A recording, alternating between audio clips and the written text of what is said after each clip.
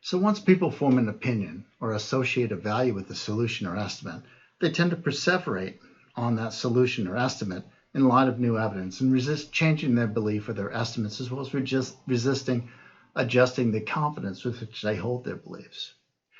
And this heuristic is often called belief perseverance. So for example, Joseph Priestley was one of the people who originally discovered oxygen. Now, he didn't realize it was oxygen. He thought he was working on dephlogistonated air. He thought that when combustion occurred, the thing that combusted released this stuff, the fire stuff, phlogiston. Now, once Lavoisier, a French chemist, demonstrated that oxygen was essential for combustion, he never gave up the phlogiston view. In fact, he perseverated on it for the rest of his life and died believing that view, even though the evidence was overwhelming against it. In social psychology, the classic experiments that demonstrate perseverance utilize what's called the debriefing paradigm. And in this paradigm, subjects form a belief based on false evidence given by the experimenter. Experimenters then debrief the subjects as to the nature of the evidence. But the subjects often perseverate in their beliefs despite this debriefing. So in one example, experimenters had camp counselors keep daily logs where they talked about all their campers in their group. At the end of the summer, they had the camp counselors write a statement about each of the individual people. And what they discovered was, even though their statements weren't particularly consistent with their daily observations, they would perseverate on their judgments, their final judgments about the individual campers, even when confronted with evidence from their own logs that contradicted their views. And this is how belief perseverance works. Once we adopt a particular perspective, once we make an estimate, then we discount evidence that comes in after that point more than we would if that evidence came in initially. So belief perseverance acts to adjust conservatively when changing our beliefs or modifying the likelihoods of our beliefs in light of new evidence, so that we tend to resist rejecting a belief, changing a belief, lowering or raising estimates of likelihood, even if the evidence is quite strong in favor of doing so. Now, why might that be? Well, belief perseverance kind of makes sense under the following scenario.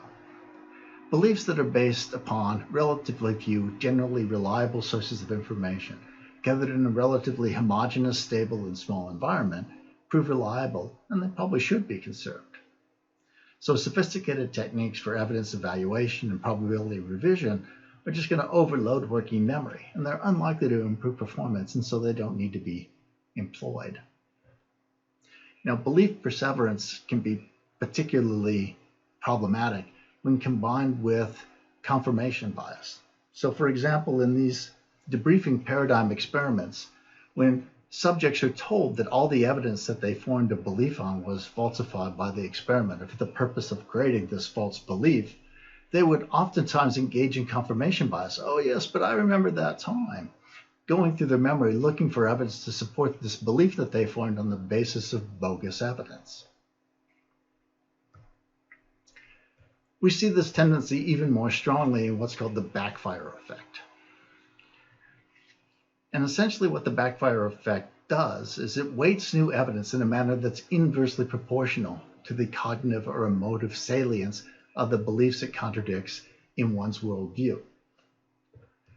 As a result, people will oftentimes hear overwhelming contradictory evidence to beliefs that they have.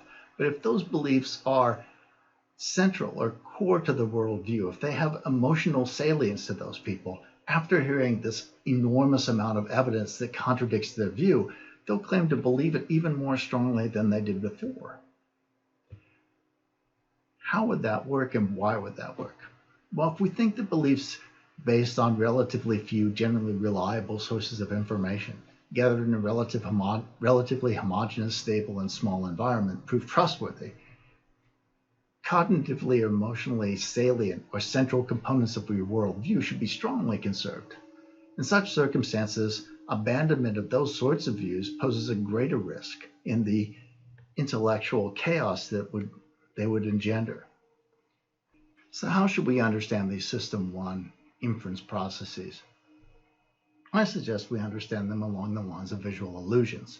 For example, here's a picture of the St. Louis Arch. When you look at this picture, it seems like the arch is taller than it is wide. In fact, the St. Louis Gateway Arch is 630 feet tall at its apex and 630 feet wide at its widest point at its base. In other words, it's perfectly symmetrical, but we don't see it that way. And even if I tell you that it's perfectly symmetrical, it doesn't change how you see it. These two lines are exactly the same length. I just rotated them around. So it's definitely the case, but we can't get ourselves to see it that way. And the question is, why? Well, part of the problem is there are assumptions built into the way that we process visual stimuli, and particularly assumptions about relative size and distance at depth. And the St. Louis Arch is a visual illusion precisely because it violates some of those assumptions. So for starters, we tend to see vertical lines as longer than horizontal lines when they're the same length. That's just an orientation feature of the way we process information. Secondly, because around the base we have a whole bunch of other things that allow us to get a fix on the relative size by comparing it to other objects, when we're up here at the top, we don't have any objects to help fix our size. This creates an illusion that the top is farther away and that it's smaller, and that the bottom is closer and that it's larger. Even though we know that, we still can't stop seeing things the way we do. And this is the same thing that happens when we have violations to the basic assumptions that drive our System 1 inference strategies. They create cognitive illusions. We may be able to discover that we've made a mistake, but we can't correct the way that our brain works.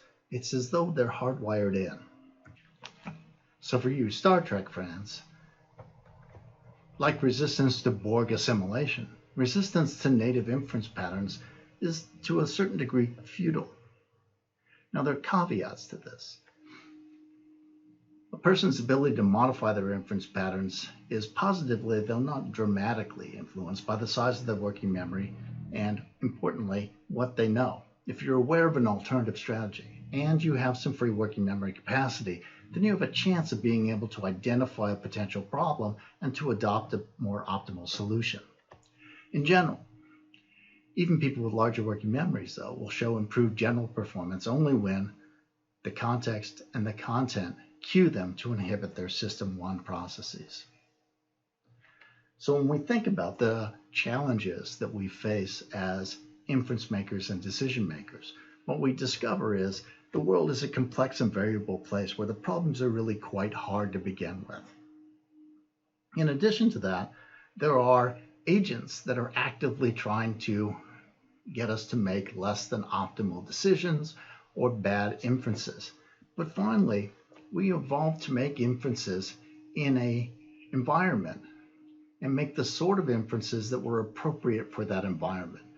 Now that environment has changed as a result of the Neolithic era.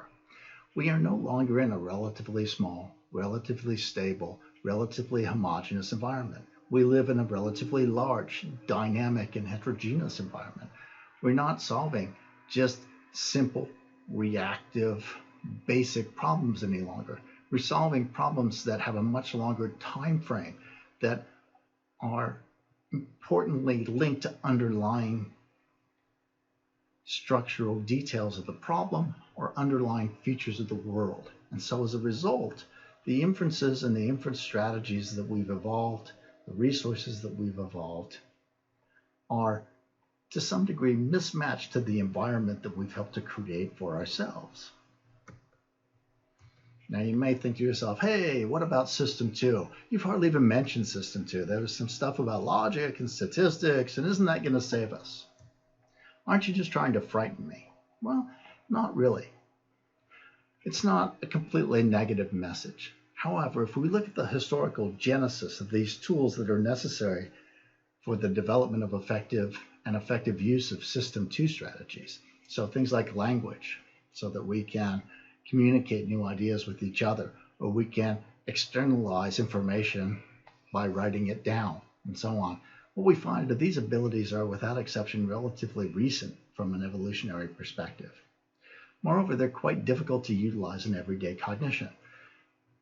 Our working memory is saturated by the information that's coming in all the time, and so it's difficult for us to have enough free working memory to deploy all these things on any regular basis.